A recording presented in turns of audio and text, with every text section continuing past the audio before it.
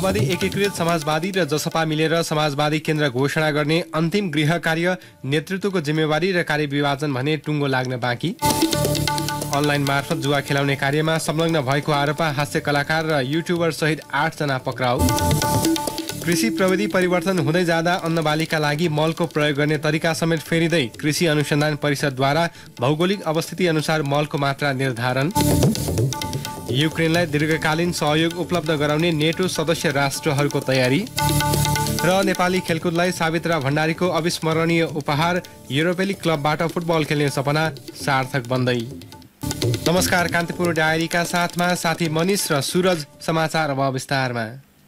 सत्तारूढ माओवादी केन्द्र, एकीकृत समाजवादी र जनता समाजवादी पार्टीले केही दिनभित्र समाजवादी केन्द्र घोषणा गर्ने तयारी गरेका छन्। केन्द्र निर्माणका लागि सहमति नजिक पुगिएको र अन्य केही दललाई समेट्न दलहरूबीच संवाद भइरहेको नेताहरूले बताएका छन्। कार्यगत एकता तत्काल नहुने भएपछि ती दलले समाजवादी केन्द्र बनाउन लागिएको हो।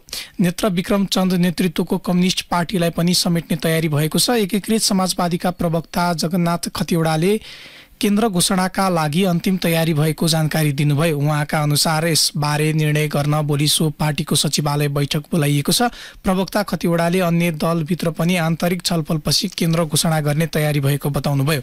यता माओवादी केन्द्रले विगतमा आफूबाट विभाजन भएर बनेको चन्द नेतृत्वको पार्टीलाई समाजवादी केन्द्रमा ल्याउने प्रयास गरिरहेको छ। चन्दलाई सहमतिमा ल्याउन पार्टी उपाध्यक्ष कृष्ण बहादुर महरालाई जिम्मेवारी दिइएको छ। माओवादी केन्द्रका एक स्थायी समिति सदस्यका अनुसार समाजवादी केन्द्र निर्माणका लागि सहमति भए पनि नेताहरूको जिम्मेवारी र कार्यविभाजनको टुङ्गो भने लागिसकेको छैन। माओवादी केन्द्रका अध्यक्ष एवं प्रधानमन्त्री पुष्पकमल दाहालले केही दिन अघि समाजवादी केन्द्र निर्माणका लागि दस्तावेज तयार भइसकेको बताउनु भएको छ। समाजवादी केन्द्र बनेपछि राजनीतिक रूपमा तत्कालका लागि प्रधानमन्त्री दाहाललाई फाइदा हुने भएको छ। प्रतिनिधि सभामा माओवादीको 32, जसपाको 12 र एकीकृत समाजवादीको 10 सिट भएकाले समाजवादी केन्द्र निर्माण पश्चात संसदीय अङ्कगणितमा प्रधानमन्त्री दाहाललाई सहज हुने भएको हो।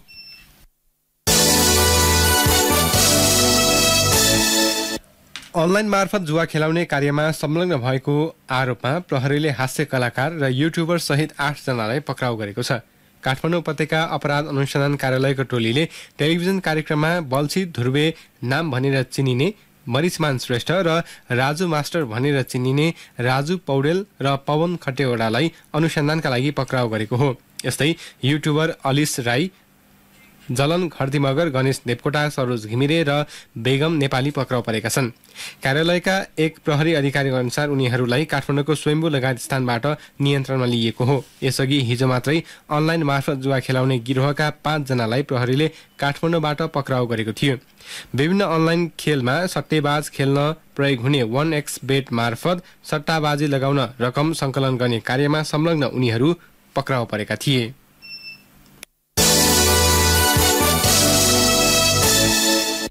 नेपाली राष्ट्रिय महिला फुटबल टोलीकी स्ट्राइकर सावित्रा भण्डारी साम्बाले नेपाली खेलकुदलाई अविस्मरणीय उपहार दिने भएकी छन्।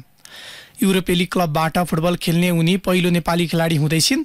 सावित्राले आगामी सिजनका लागि इजरायलको शीर्ष डिभिजन क्लब हापोइल रानानासँग सम्झौता गरेकी छन्। क्लबमा अनुबन्धन भएसँगै लामो समयदेखिको युरोपेली क्लबबाट खेल्ने सपना पूरा हुन लागेको उनले बताएकी छन्। एक रिपोर्ट।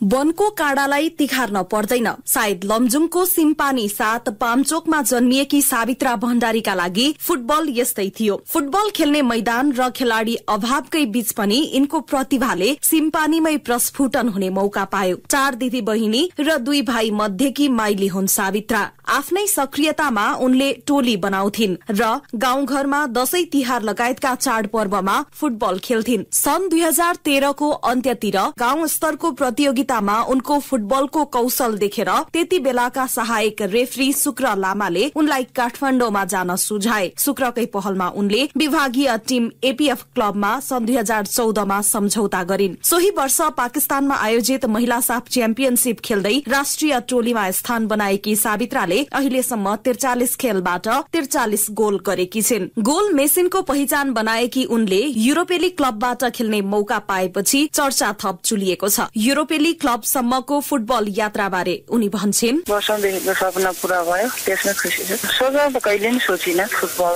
खेलेको। लगभग 5-7 वर्ष पछाडि जुन युरो फुटबल चिने पछाडि चाहिँ एउटा चाहिँ आशा पलाएको थियो। त्यति नै मेरो टिममेट्स, मेरो कोचेसहरू जति पनि हुनुहुन्छ र मलाई फुटबल करियरमा आजसम्म सहयात्रीको रूपमा लिएर हिँड्ने मेरो एउटा क्लब, त्यस पछाडि एन्फा, जति पनि फुटबल फ्यान्सहरू हुन्छ उहाँहरूको माया साथ सपोर्टले गर्दाखेरि नै। फुटबल प्रशंसकहरू सावित्रालाई साम्बाको नामबाट बढी चिन्छन्। सहकर्मीहरूले लामो नाम छोट्याएर साम्बा राखिदिए। अहिले यही नाम यिनलाई सुहाएको छ। युरोपेली क्लबबाट फुटबल खेल्ने पहिलो नेपाली खेलाड़ी बन्न लागेकी साम्बाले भारत र मालदिप्सबाट समेत व्यावसायिक लीग खेलेकी छन्। गत मार्चमा भारतमा सम्पन्न भारतीय महिला लीगमा गोकुलम केरला फुटबल क्लबबाट दोस्रो पटक खेलिन्। गोकुलम केरलाले आई लीगको उपाधिमाथि ह्याट्रिक गर्दा साम्बा आफै 2 पटक सर्वाधिक गोलकर्ता बनिन्। यस पटक पनि आई लीगमा साम्बाले 29 गोल गर्दै सर्वाधिक गोलकर्ता बनिन्। यस अघिको सिजनमा पनि गोकुलमबाटै 16 गोल गर्दै उनी उच्च गोलकर्ता बनेकी थिइन्। भारतीय लीगमा यिनको डेब्यू चाहिँ सेथु फुटबल क्लबबाट भयो। सो संस्करण सेथु च्याम्पियन बन्यो। शुरूआतमा त्यहाँका खेलाड़ीसँग भिज्न र भाषाका कारण समस्या भएको उनी सुनाउँछिन्। तर फुटबलको सर्वव्यापी भाषामा पोख्त साम्बाले सेथुलाई उपाधि दिलाएरै छाड्यो। साम्बाले हात पारेको उपलब्धि समग्रमा नेपाली फुटबलकै सफलता भएको बताउँछन् नेपाली राष्ट्रिय महिला फुटबल टोलीका मुख्य प्रशिक्षक अनन्त थापा। युरोपमा खेल्ने पोटेन्सियल छ भनेर मैले विगतका पोस्ट म्याच कन्फरेन्सहरुमा पनि भनिरहेको थिएँ र त्यो एक्सपेक्टेसनलाई अझ उले सार्थक बनाएको छ। महिला स्पोर्ट्सको लागि युरोपमा गएर खेल्नु हुने एउटा अवसर हो यो र मलाई लाग्छ साम्बाले हामीलाई निराश नबनाइकन अझ मेहनत गरेर चाहिँ त्यहाँ आफूलाई अझ स्ट्रङली पर्फर्मेन्स गरेर चाहिँ प्रुभ गरेर चाहिँ नेपाललाई प्राउड बनाउँछ कि जस्तो लाग्छ। हाम्रो जस्तो राष्ट्रको महिला खेलाडी युरोपमा खेल्नु भनेको त एउटा राम्रो कुरो हो। अब त्यसले चाहिँ अब आउँदो जेनेरेसनहरूलाई पनि अलिकति मोटिभेट गर्छ जस्तो लाग्छ मलाई। महिला फुटबलको चाम अलिकति बढाउँछ जस्तो लाग्छ मलाई। राष्ट्रिय महिला लीगका दौरान 2077मा नेपाल पुलिस क्लब विरुद्धको खेलमा उनको घुँडामा गम्भीर चोट लाग्यो। कतारमा शल्यक्रिया गराएर 13 महिनापछि उनले गत भदौमा घरेलु मैदानमा भएको महिला साफ च्याम्पियनशिपमा पुनरागमन गरिन्। महिला टीमले खेल्ने मुख्य प्रतियोगिता भनेकै साफ च्याम्पियनशिप र दक्षिण एसियाली खेलकुद साक फुटबल हो। त्यसैले नेपाली महिला खेलाड़ीको एक्सपोजर नभएको भन्दै टिप्पणी हुने गरेका छन्। तर त्यसलाई चिर्दै साम्बा युरोपियन क्लबबाट खेल्ने भएकी छन्। उनले पाएको सफलताबारे फुटबल जानकार प्रकाश तिमल सेना भन्छन्, साम्बा चाहिँ एउटा त्यस्तो भाग्यमानी खेलाडी हो जसले चाहिँ आफूलाई यो लेभलमा प्रुभ गरिसकेको छ। त्यो प्रुभले गर्दा सायद मलाई लाग्छ उसले युरोपियन क्लबमा गएर खेल्ने एउटा अवसर पाएको छ। यो चाहिँ एउटा नेपाली फुटबलकै लागि पनि एउटा सफलताको हिसाबले मान्नुपर्छ। इन्डिभिजुअली सावित्राको लागि जति फाइदा हो त्यो सँगसँगै नेपाली फुटबललाई पनि एउटा मेसेज दिने हिसाबले नेपालमा पनि यो खालको यो क्षमता भएको खेलाडीहरू छन् भनेर सायद यसले अरू खेलाडीहरूको लागि पनि भविष्यमा एउटा सम्भावनाको ढोका खोल्छ कि भन्ने आशा लाग्छ मलाई। किनभने अब नेपाली खेलाडीहरूमा विदेशी प्रशिक्षकहरूको पनि आँखा पर्न सक्ने सम्भावना छ। यसले चाहिँ एउटा गेटवेको काम गर्छ कि भन्ने म आशा चाहिँ गर्छु। त्यो चाहे महिला खेलाडीको लागि होस् या पुरुष खेलाडीको लागि होस् र सम्भावनाको ढोका चाहिँ यसले खोल्यो भन्ने एउटा अनुमान गर्न सकिन्छ। कतिपय महिला फुटबल खेलाडी खेल जीवनको उत्तरार्धमा छन्। तर 1 दशकको अवधिमा सफलताको शिखरमा पुगेकी साम्बा भने युरोपेली क्लबको जर्सी पहिरिएर मैदान उत्रिँदैछिन्। उनले लमजुङबाट शुरू गरेको फुटबल यात्रा अघि बढ़िरहँदा फुटबल प्रेमीले युरोपेली लीगमा समेत एकजना नेपाली महिला खेलाड़ीको फुटबल कौशल हेर्न पाउने भएका छन्। फुटबलमा साम्बाको मायावी यात्राको छाप अनन्तसम्म रहनेमा शंका छैन। तर यो पदचाप अरूले कति सिक्छन् र त्यसलाई पूरा गराउन फुटबलका सरकारवाला निकाय कतिको सहयोगी बन्छन् त्यो चाहिँ महत्वपूर्ण हो। रेडियो कान्तिपुरका लागि पूजनी श्रेष्ठ।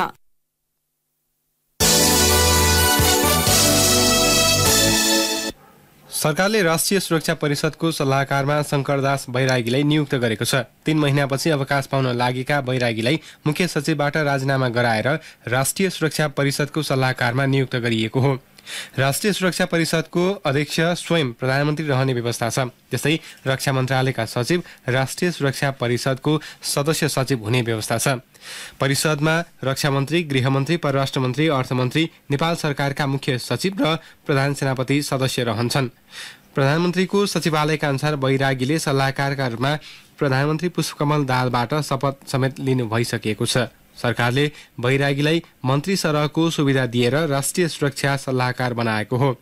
मुख्य सचिव हुनु अघि बैरागी परराष्ट्र सचिव हुनुहुन्थ्यो। यसैबीच मन्त्री परिषदले वैकुण्ठ अर्याललाई मुख्य सचिव नियुक्त गरेको छ। कान्तिपुर डायरीमा अब ब्रेकको पालो। ब्रेकपछि कान्तिपुर डायरीमा बाँकी प्रसङ्ग। सुरुमा कान्तिपुर सविस्तार। कान्तिपुर सविस्तार। खेतीको सिजनमा चाहिने मल नपाउँदा किसानहरूले वर्षौंदेखि हैरानी खेप्दै आएका छन्। मुख्य बाली धान, गहुँ र मकै लगायतलाई चाहिने मल विदेशबाट आयात गर्नुपर्ने बाध्यताबीच सरकारले पर्याप्त मात्रामा उपलब्ध गराउन सकेको छैन। यस्तो अवस्थामा कृषि अनुसन्धान परिषदले भौगोलिक अवस्थिति अनुसार खेतीका लागि प्रयोग गरिने मलको मात्रा निर्धारण गरेको छ। कृषि प्रविधिमा आएको परिवर्तनसँगै मल प्रयोग विधि समेत फेरबदल भएपछि नेपालमा 47 वर्षपछि धान, मकै र गहुँ बालीका लागि स्थान विशेषमा रासायनिक मल प्रयोग गर्न सिफारिस भएको हो। त्यसैले उत्पादनलाई वृद्धि गर्ने लक्ष्य सहित सिफारिस गरिएको मलको प्रयोगबारे किसानलाई जानकारी गराउनुपर्ने देखिएको छ। वनको काँडालाई तिखार्न पर्दैन। सायद लमजुङको सिम्पानी 7 पामचोकमा जन्मिएकी सावित्रा भण्डारीका लागि बिरुवाबाट धेरै उत्पादन लिन थोरै मात्रामा मल प्रयोग गर्दा बढी उब्जनी हुने गरी अत्याधुनिक प्रविधि र विभिन्न रसायनको सम्मिश्रणबाट तयार गरिएका पदार्थलाई रासायनिक मल भनिन्छ। दोस्रो विश्व युद्धको समाप्तिपछि विश्वमा निम्तिएको भोकमरीलाई न्यून गर्न हरित क्रान्तिको सुरुवात गर्दै रासायनिक मलको उत्पादन र प्रयोग गर्न थालिएको थियो। नेपालमा सन् 1976 मा पहिलो पटक माटो विज्ञान तथा कृषि रसायन विज्ञान महाशाखाले बालीको लागि मलको मात्रा सिफारिस गर्यो। सोही मात्रा अनुसार कृषकले 47 वर्षदेखि मल प्रयोग गर्दै आएका छन्। तर पछिल्लो समय बढ्दो कृषि प्रविधि अनुसार मलको मात्रा पनि फरक पर्ने भन्दै कृषि अनुसन्धान परिषद नार्कले धान, मकै र गहुँ बालीका लागि स्थान विशेष मल खाद सिफारिस गरेको छ। यी बालीका लागि स्थानीय माटोको उर्वरा शक्ति र हालको उत्पादनलाई ध्यान दिई स्थान विशेष मल खाद सिफारिस गरिएको नार्कले जनाएको छ। हावा पानी र जात अनुसार फरक फरक मात्रा सिफारिस गरिएको सम्बद्ध अधिकारीहरूले बताएका छन्। मल खाद सिफारिसको महत्व बारे राष्ट्रिय माटो विज्ञान अनुसन्धान केन्द्रका प्रमुख डाक्टर श्री प्रसाद विष्ट भन्छन्, फर्टिलाइजर भनेको चाहिँ लगभग हामीले क्रप प्रोडक्सनको इन्जिन हो। त्यसले गर्दाखेरि उत्पादन बढाउनको लागि लगभग 25% सहयोग पुर्याउँछ उत्पादन वृद्धिको लागि। र मल भन्ने बित्तिकै हामीले रासायनिक मल मात्रै बुझ्नु हुँदैन। मल भनेको प्राङ्गारिक मल पनि हो। त्यसले गर्दा ब्यालेन्स फर्टिलाइजेसन चाहिँ सबभन्दा इम्पोर्टेन्ट हो। दुईटैको सन्तुलित हिसाबले प्रयोग गर्नु उत्तिकै जरुरी छ। बालीको राम्रो उत्पादन हुन 16 वटा पोषक तत्व आवश्यकता पर्दछ। बिरुवालाई प्राकृतिक रूपमा 13 वटा पोषक तत्व कार्बन, हाइड्रोजन र अक्सिजन प्राप्त हुन्छ। प्राङ्गारिक, जैविक र रासायनिक मलबाट बाँकी 13 वटा पोषक तत्व बालीले लिन्छ, जसमध्ये बालीका लागि मुख्य पोषक तत्व नाइट्रोजन, फोस्फोरस र पोटास हुन्। क्याल्सियम, म्याग्नेसियम र सल्फर सहायक पोषक तत्व हुन् भने बालीका लागि आवश्यक पर्ने आइरन, म्याग्निज, कपर, जिंक, बोरोन र क्लोरिन सूक्ष्म पोषक तत्व हुन्। यी तत्वहरू रासायनिक मलबाट बाली र बिरुवालाई उपलब्ध हुन्छ। बिरुवाका लागि मल खादको सिफारिस गर्दा माटोको गुणस्तर अनुसार ध्यान दिनुपर्ने कृषि तथा पशुपक्षी विकास मन्त्रालयका सचिव डाक्टर दीपक कुमार खराल सुझाव दिन्छन्। इम्प्लिकेसन, यसको असर र प्रभाव के हो यो सिफारिसको भन्ने बारेमा नाकले एउटा चाहिँ वैज्ञानिक मार्फत चाहिँ एउटा चाहिँ अध्ययन अनुसन्धान गराएर यसको प्रभाव के हो भन्ने बारेमा पनि यसले चाहिँ दियोस्। सिफारिस त 120 भयो, यो भन्दा बढी हाल्दाखेरि माटो बिग्रिन्छ भनेर सचेत हुने किसिमको पनि सूचना र सन्देशहरू चाहिँ हामीले किसानलाई दिन आजका दिनमा जरुरी छ। मुलुकभर औसतमा धान बालीका लागि नाइट्रोजन 126 किलो, फोस्फोरस 37 किलो र पोटास 40 किलो प्रति हेक्टर सिफारिस छ। वर्णशंकर जात धानका लागि नाइट्रोजन 150 किलो, फोस्फोरस 50 र पोटास 60 किलो प्रति हेक्टर सिफारिस छ। धानमा जिंक करिब 2.5 केजी र बोरोन 1 केजी प्रति हेक्टर प्रयोग मात्र उल्लेख छ। यस्तै गहुँ बालीका लागि नाइट्रोजन औसतमा 125 किलो प्रति हेक्टर प्रयोग गर्न भनिएको छ। फोस्फोरस र पोटास 50-50 किलो प्रति हेक्टर प्रयोग गर्न सिफारिस छ। गहुँ बालीमा बोरोनको प्रयोग 1.5 किलो प्रति हेक्टर सिफारिस छ। यस्तै खुल्ला सेचित मकै जातका लागि नाइट्रोजन 123 किलो, फोस्फोरस 60 किलो र पोटास 40 किलो प्रति हेक्टर प्रयोग गर्न सकिन्छ। वर्णशंकर मकै बालीमा नाइट्रोजन 165 किलो प्रति हेक्टर, फोस्फोरस र पोटास 60 किलो प्रति हेक्टर प्रयोग गर्नुपर्ने नार्क कार्कले जनाएको छ। प्राङ्गारिक मलको मात्रा पनि बाली अनुसार भिन्न भिन्नै सिफारिस छ। नेपालमा चलनचल्तीका मल प्रयोग बारे केन्द्रका प्रमुख डाक्टर विष्टले भने, धान र गहुँको लागि 1 कट्ठा बराबर 200 केजी कम्तीमा त्यसरी हो र रोपनीको लागि चाहिँ 300 केजी प्रति रोपनी हो। प्राङ्गारिक मलहरू गर्ने जरुरी छ। तराईको लागि DAP चाहिँ 2 केजी 900 ग्राम प्रति कट्ठा, urea 7 KG 600 gram, muriate of potash जुन पोटास भनेर भन्छौँ त्यो 2 केजी 800 ग्राम। मध्य तराईमा पोटासको मात्रै फरक छ, पोटास 2 केजी 200 ग्राम जति हाल्नुपर्छ र अघि पूर्वी तराईको जस्तै पश्चिम तराईको पनि अरू चिजमा सबै बराबर छ, तर युरिया चाहिँ 8 किलो 200 ग्राम हाल्नुपर्छ युरिया चाहिँ प्रति कट्ठा। राष्ट्रिय माटो विज्ञान अनुसन्धान केन्द्रले भौगोलिक अवस्थिति अनुसार मलखाद प्रयोगको सिफारिस गरेको हो। धान, गहुँ र मकै बालीमा प्राङ्गारिक मल उपलब्धता अनुसार बढी राखेमा राम्रो उत्पादन लिन सकिने विज्ञहरू बताउँछन्। कृषि प्रविधिमा आएको परिवर्तनसँगै गरिएको सिफारिस अनुसार मल प्रयोग बारे किसानहरूलाई सिप सिकाउनु महत्वपूर्ण हुने देखिएको छ। रेडियो कान्तिपुरका लागि सरिता थारू। कान्तिपुर सविस्तार। यसैबीच सरकारले अब उत्पादनमा आधारित भएर मात्रै कृषि अनुदान दिने भएको छ। विगतमा कृषि क्षेत्रमा दिने अर्बौं रुपैयाँ अनुदान दुरुपयोग भएको भन्दै अर्थमन्त्री प्रकाश शरण महतले अब उत्पादनमा आधारित भएर मात्रै अनुदान दिने बताउनु भएको हो। अर्थ मन्त्रालयमा किसानहरूसँगको भेटमा उहाँले विगतमा कृषि क्षेत्रमा दिएको अनुदान वास्तविक किसानले नपाएको बताउनुभयो। विगतमा कागज देखाएर अनुदान लिने गरेको भन्दै उहाँले अब त्यस्तो नहुने बताउनुभयो। आन्तरिक उत्पादन बढाउन र स्वदेशी उत्पादनलाई संरक्षण गर्नका लागि आलु प्याजमा कर लगाइएको अर्थमन्त्री महतले उल्लेख गर्नुभयो। आयातित आलु प्याज रोक्ने र स्थानीय उत्पादनको प्रोत्साहन तथा संरक्षण गर्ने सरकारको मुख्य उद्देश्य रहेको महतको भनाइ छ।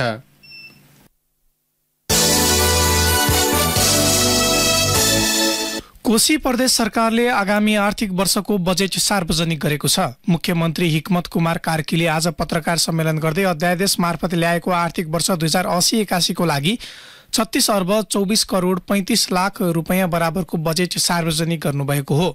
मुख्यमन्त्री कार्कीले बजेट सार्वजनिक गर्दै भन्नुभयो, आगामी आर्थिक वर्षका नीति तथा कार्यक्रमहरू कार्यान्वयन गर्न रु 36 अर्ब 24 करोड 35 लाख 10 हजार विनियोजन गरेको छु। कुल विनियोजन मध्ये चालु खर्च 14 अर्ब 39 करोड 62 लाख 66 हजार, पुँजीगत तर्फ 18 अर्ब 23 करोड 42 लाख 52 हजार, वित्तीय व्यवस्थापन तर्फ 1 करोड र स्थानीय तहमा वित्तीय हस्तान्तरण तर्फ रु 3 अर्ब 60 करोड 29 लाख 92 हजार रहेको छ। चालु खर्च मध्येमा संघीय अनुदान बचत फिर्ता तर्फ रु 2 अर्ब रहेको छ। रोजगारी सिर्जना गर्ने लक्ष्यका साथ ल्याइएको बजेटमा कृषि क्षेत्रका लागि 2 अर्ब 7 करोड बजेट विनियोजन गरिएको मुख्यमन्त्री कार्कीले बताउनुभयो।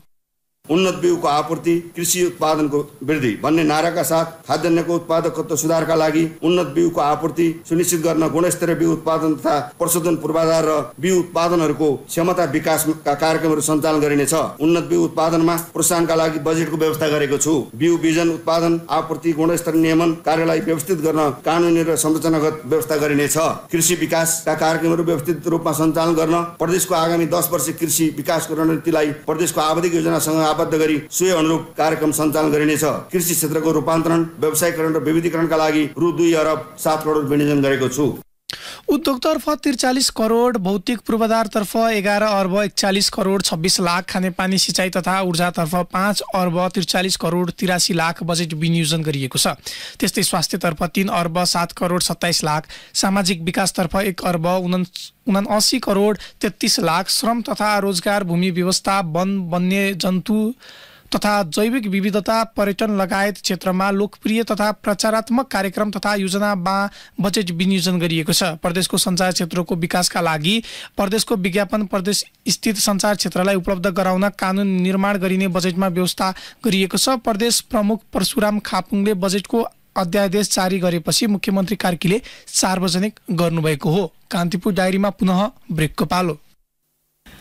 कान्तिपुर डायरीमा अब आर्थिक प्रसङ्ग। पछिल्लो 5 महिनाको अन्तरालपछि नेपाल तथा भारतका सीमावर्ती बजारमा फेरि भारतीय रुपैयाँको तुलनामा नेपाली रुपैयाँ बलियो भएको छ। 2 साता यता वीरगञ्ज र सीमावर्ती भारतीय बजार रक्सौलमा समेत नेपाली रुपैयाँको तुलनामा भारु कमजोर भएको हो। वीरगञ्जका व्यापारीहरूले अहिले पनि ग्राहकबाट सकेसम्म भारूमा कारोबार गर्न अस्वीकार गर्ने गरेका छन्। सामान्य अवस्थामा सबैभन्दा बढी भारू लेनदेन हुने वीरगञ्जका प्राय सबै पेट्रोल पम्पले अहिले सूचना नै टाँसेर भारू नलिने बताएका छन्। भारत सरकारले हालै 2000 दरको नोट बन्द गरेपछि वीरगञ्जका व्यापारी भारू विनिमय गर्न हच्किएको हुन सक्ने वीरगञ्ज उद्योग वाणिज्य संघका वरिष्ठ उपाध्यक्ष हरि गौतमले बताउनुभयो। हाल वीरगञ्ज र रक्सौलमा 100 रुपैयाँ भारूको मूल्य 155 नेपाली रुपैयाँमा झरेको छ। अब अन्तर्राष्ट्रिय प्रसङ्ग। नेटो सदस्य राष्ट्रहरूले युक्रेनलाई दीर्घकालीन सहयोग उपलब्ध गराउने तयारी अघि बढाएका छन्। रुसले युक्रेनमा आक्रमण जारी राखेका बेला युक्रेनको सुरक्षा व्यवस्था चुस्त बनाउने विषयमा नेटो आबद्ध मुलुकले तयारी अघि सारेको अन्तर्राष्ट्रिय सञ्चार माध्यमले जनाएका छन्।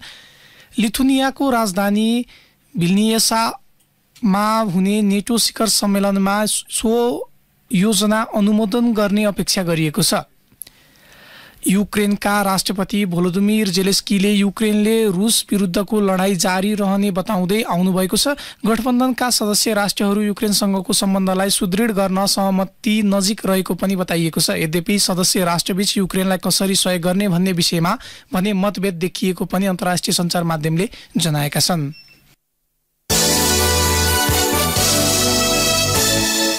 अब खेल प्रसङ्ग। विभागीय टोली नेपाल पुलिस क्लबले मुख्यमन्त्री कप राष्ट्रिय महिला भलिबल प्रतियोगिताको उपाधि जितेको छ। सुनसरीको इटहरीमा आज भएको फाइनलमा अर्को विभागीय टोली सशस्त्र प्रहरीको एपीएफ क्लबलाई 3-0 को सोझो सेटमा पराजित गर्दै पुलिसले उपाधि उचालेको हो। उपाधिसँगै पुलिसले 3 लाख तथा उपविजेता एपीएफले 1,50,000 रुपैयाँ प्राप्त गरेको छ। इटहरी रङ्गशालामा भएको खेलको पहिलो सेट 25-19 ले जितेको पुलिसले दोस्रो सेट 25-14 र तेस्रो सेट 25-18 ले आफ्नो पक्षमा पारेको हो। प्रतियोगिताको सर्वोत्कृष्ट खेलाडी पुलिसकी पुनमचन्द घोषित हुँदै 55,000 रुपैयाँ प्राप्त गरिन्। बेस्ट स्पाइकरमा एपीएफकी सरस्वती चौधरी, बेस्ट ब्लकरमा बागमती प्रदेशकी सुमित्रा रेग्मी, बेस्ट सर्भरमा पुलिसकी उषा भण्डारी, बेस्ट सेटरमा पुलिसकी कामना पुन, बेस्ट लिब्रोमा पुलिसकी शान्ति तामाङ भइन्। प्रतियोगिताका उत्कृष्ट प्रशिक्षक पुलिसका रूपेश विष्ट घोषित भए। उनीहरूले जनही 15,000 रुपैयाँ प्राप्त गरे।